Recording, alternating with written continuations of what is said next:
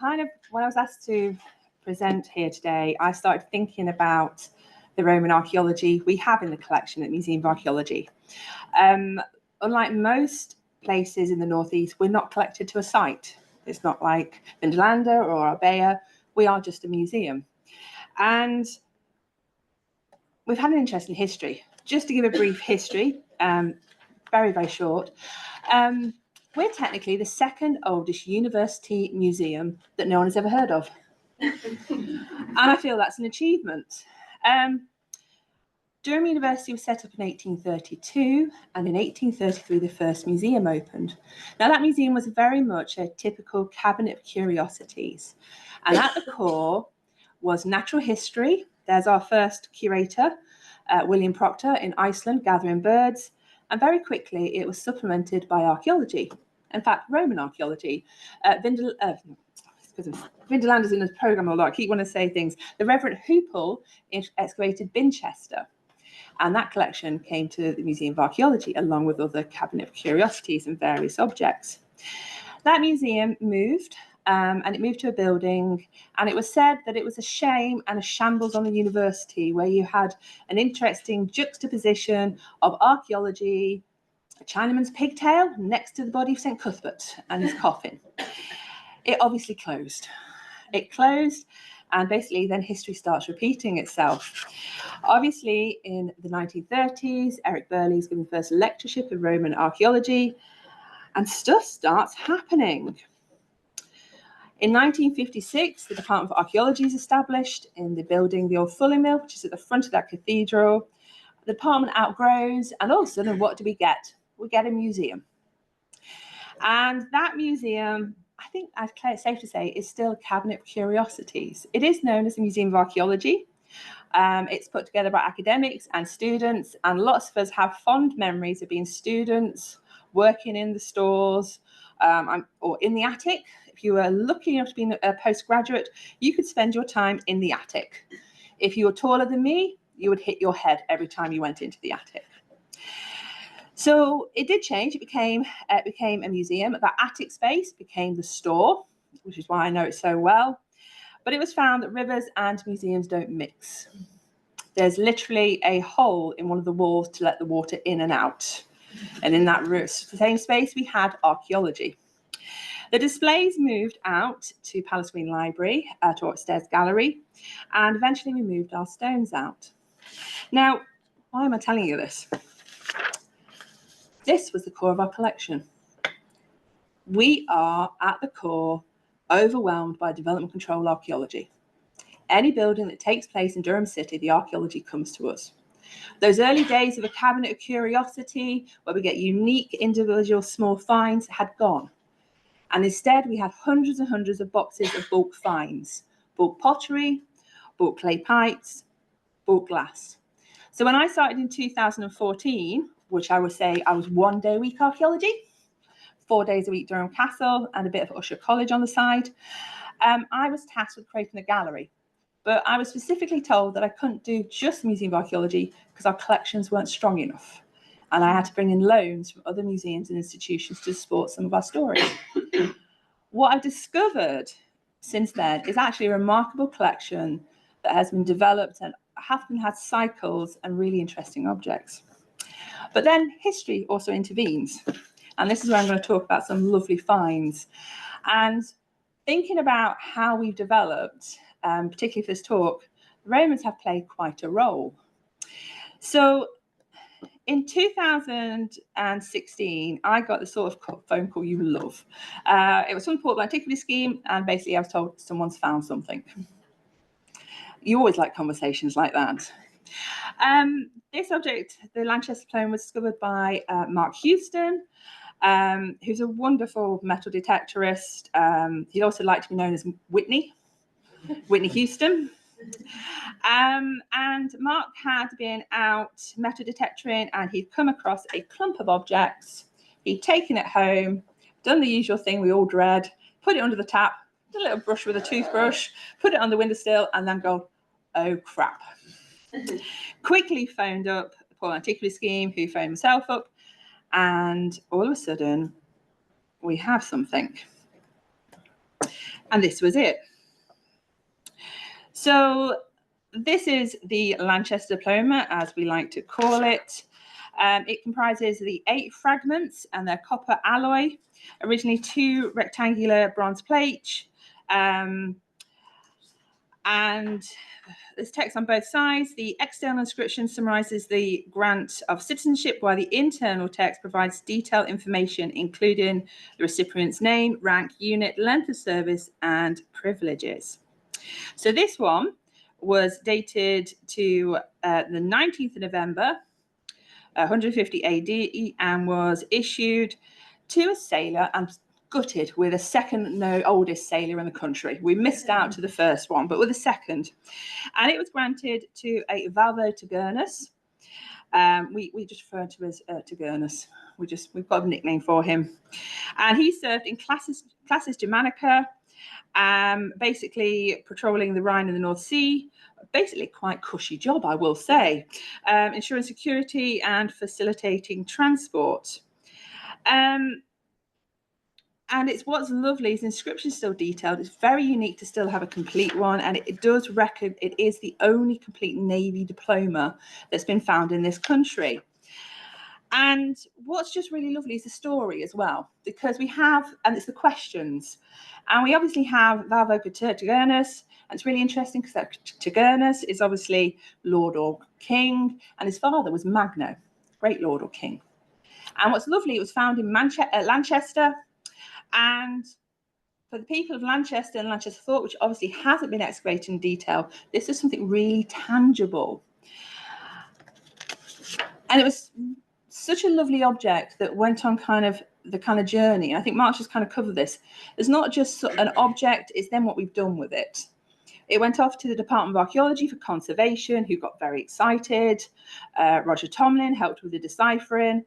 And basically, we got all this story. We got to see the letters, we got the stories, the detectorist was involved, and it kind of went from there.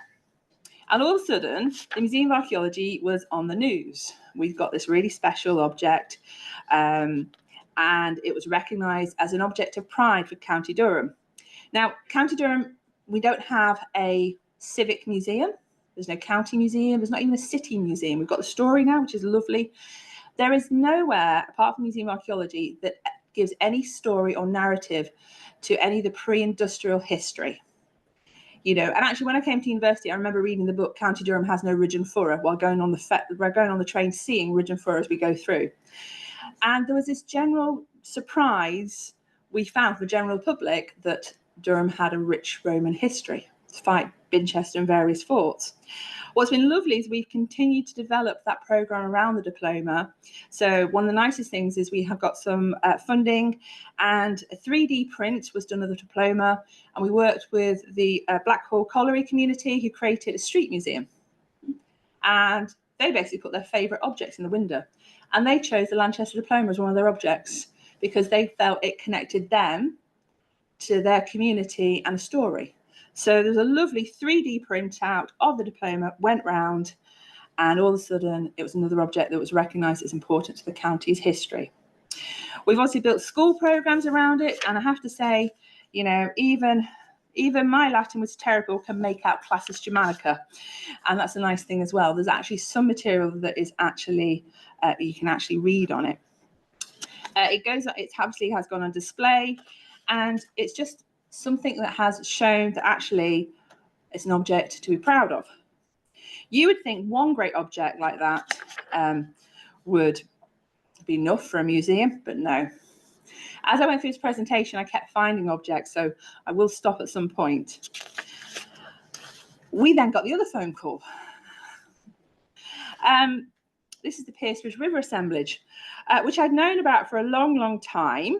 I have to say, when I'd been in the Durham County Council Archaeology Office, and the 2 divers who found this collection, Bob and Ralph, would come in and find an object and bring to the Port Articulate Scheme for identification, we'd all have a look. So I'd seen quite a lot of these. Never did I think they'd actually end up in the museum. So this object would actually declare a treasure case, so we were able to acquire it through the Treasure Act. And basically, we got a fully formed, fully researched collection. So the Piercebridge River Assemblage consists of 4,500 objects found in the River Tees in Piercebridge, near the site of the Roman fort. It's actually near the site of the first wooden bridge, and it's obviously probably a deliberate deposition going on, people crossing the bridge, they're making an offer.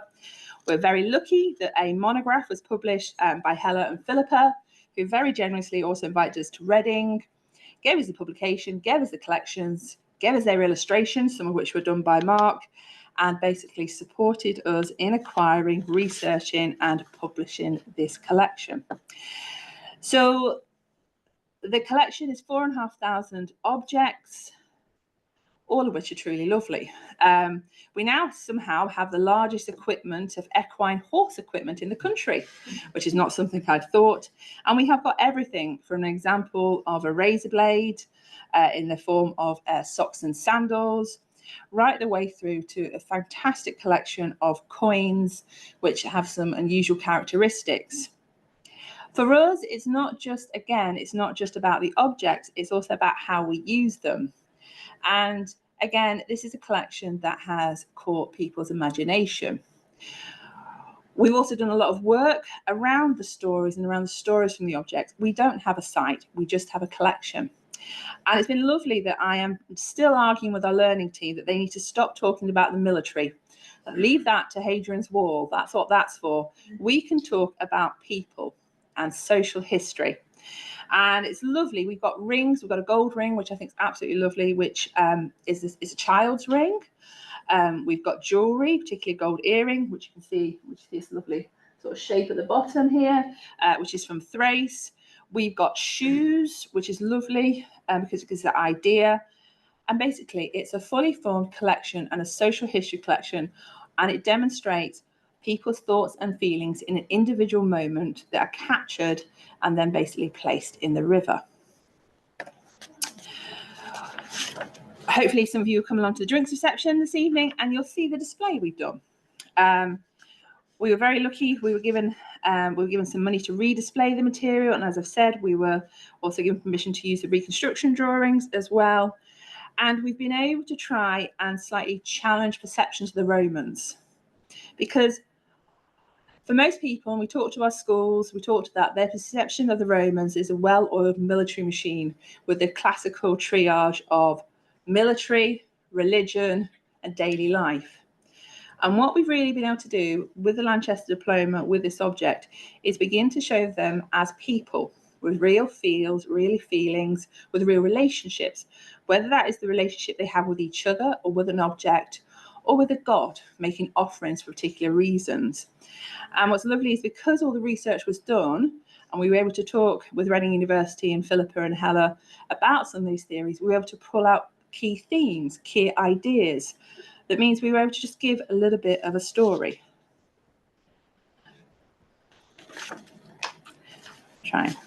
We've also been able to use it for teaching. I'm very fortunate. My line manager is an anaesthetist, Dr. Craig Barclay, but recently he's refused to do my coin teaching for me, which I think is very unfair. So instead of having to be faced with master students teaching full pneumatics, I have been using the coins as a social history collection. So one of the aims in the 1950s for Durham University was to establish Durham as a centre of pottery studies, Roman pottery studies, because we're just really lucky like that.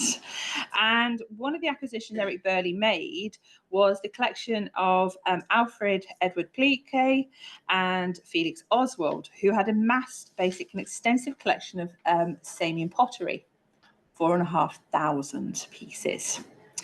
And it basically encompasses Samian pottery primarily from Gaul. And basically, Eric Burley, working with Stansfield, they aim to publish a significant contribution to research. Obviously, with the Second World War and Stansfield's early death, the publication was on hold. Grace Simpson put the book together, and they ought to publish the Central Gaulish Potters, which obviously become essential to the study of pottery. But once it's published, what happens to a collection? This is a reference collection. And fundamentally, for the last 50 years, it has sat in storage. Occasionally, we bring it out for research. Occasionally, we've done a rubbings project or a photography project, but fundamentally, it has stayed in storage, and it is fantastic. So what do you do with 4,500 pieces of broken Samian ware that are only used by researchers? You torture students with it. Very lucky, I teach and support on a module which is about museum communications at a master's level. And every year we take a group of students, we set them the task, we give them a collection, and they come up with an exhibition. I gave 1 year the entire Oswald Pleat collection and the challenge of making a previously hidden archaeology collection of broken pottery accessible. They were horrified. However, they soon got looking through the pottery and found pieces that I'd never seen. They found characteristics, they found rabbits, they found animals. They got really excited. They went all over the place with this Samian collection that I didn't even think was possible. They connected stories together. They even created a chariot game, board game, which we now have in the Museum of Archaeology, based on this collection. And what they brought together was an exhibition on tableware, which I didn't think would be popular, but it really was. They created something really simple. They pictured the Romans through tableware.